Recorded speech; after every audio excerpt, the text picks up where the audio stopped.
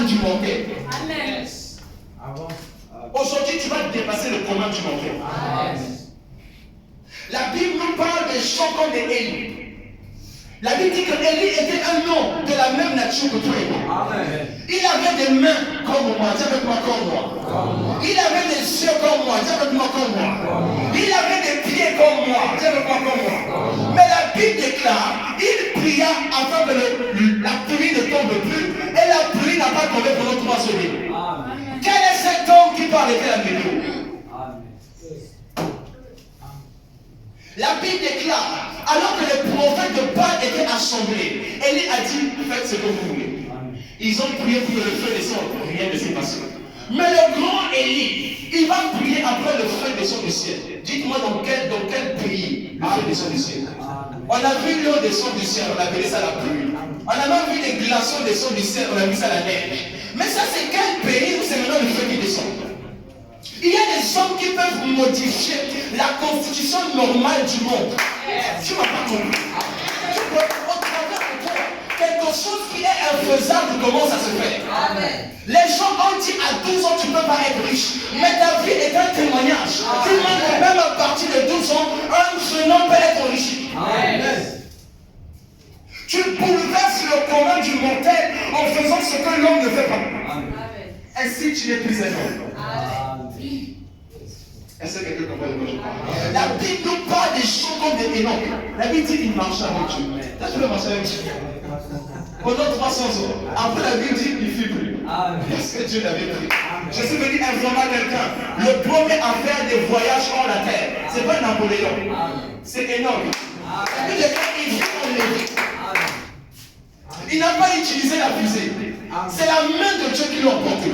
La Bible déclare que de temps en temps, le Saint-Esprit prenait Ézéchiel et le transporte dans une île. Pas dans une prison, physiquement comme ça. On le prend, on le transporte. Comment est-ce que tu fais un voyage sans passeport?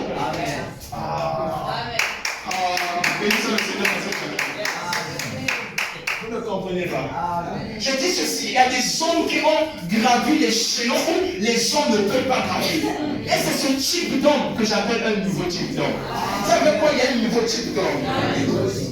La Bible nous parle des gens comme de Paul. Tiens avec moi Paul.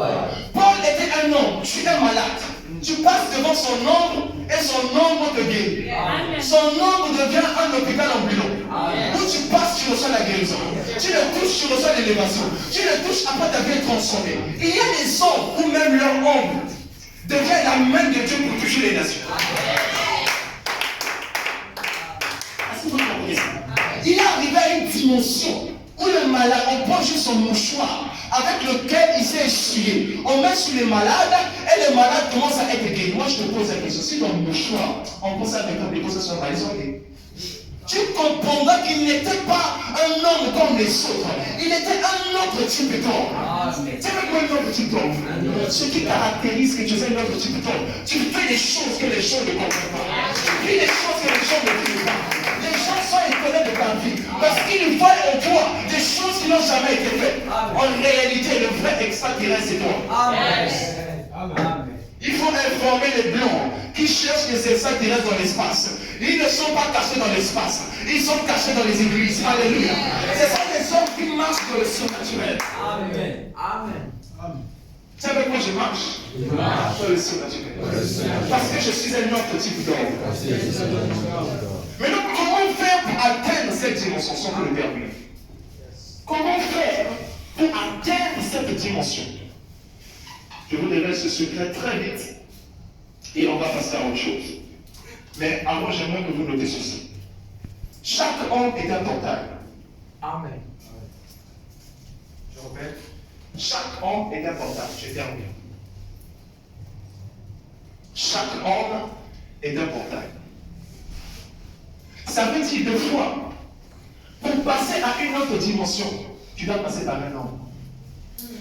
La Bible dit ceci de Abraham, que je ferai de toi, au fait, au travers de toi, toutes les nations de la terre seront bénies. Ça veut dire, si tu veux expérimenter la bénédiction, tu dois passer par Abraham. Jésus à lui seul ne suffit pas. Voilà pourquoi Jésus nous a rattachés à Abraham par la foi. C'est fort. C'est fort. Jésus était obligé, parce que Jésus savait que sur la terre, la porte de la bénédiction s'ouvre. Il y a certaines personnes que tu dois rencontrer pour atteindre certaines personnes. Il y a certaines personnes que tu dois rencontrer pour vivre certaines choses. My God. Voilà pourquoi Abraham devait se rencontrer avec Melchisedec pour connaître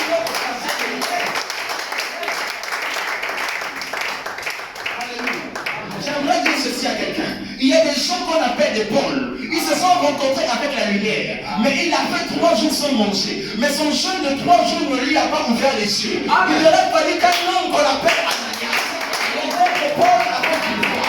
Il y a certaines choses qui sont bloquées en toi. Mais la solution, ce n'est pas dans ton jeûne. La solution, c'est dans la vie de quelqu'un d'autre. Voilà pourquoi, lorsque Dieu te parlera, de fois, il ne descendra pas avec une robe blanche, il parlera par la vie de quelqu'un. Et quelqu'un fera la porte de cette Est-ce que je parle français? Est-ce que je parle français? Tiens, il y a une porte. Et pour atteindre cette nouvelle dimension, pour être un nouveau type d'homme, tu dois passer par un autre type d'homme. Est-ce que je parle français? Nous parlons de 2 types d'hommes qu'on appelle le premier Adam et le second Adam. Le premier Adam, c'est ce que je viens de vous expliquer. Et il a engendré ce type d'homme que nous sommes. Ce que j'ai défini par les capacités, l'imagination, la réflexion et toutes ces choses. Mais il y a un autre type d'homme qui est venu sur la terre. Cet homme n'est pas né par l'union d'un spermatozoïde et d'un ovule. Cet homme, c'est Jésus. Je vous pose une question. Quel était le spermatozoïde qui a fécondé avec Jésus? L'ovule qui a fécondé avec le spermatozoïde qui était Jésus. Ok. La Bible déclare qu'il n'est pas né de l'union des 2 sexes. Alléluia. Il n'est pas né par l'accouplement d'un homme et d'une femme. Mais la Bible explique que c'est par la puissance du Saint-Esprit que Jésus-Christ est né. C'est-à-dire qu'il existait maintenant sur la terre une catégorie d'hommes qui n'est pas né par influence physique. C'était Jésus. Pour terminer, j'aimerais dire ceci. Tu ne peux pas être un autre type d'homme si tu ne passes pas par le nouveau type d'homme qu'on appelle Jésus.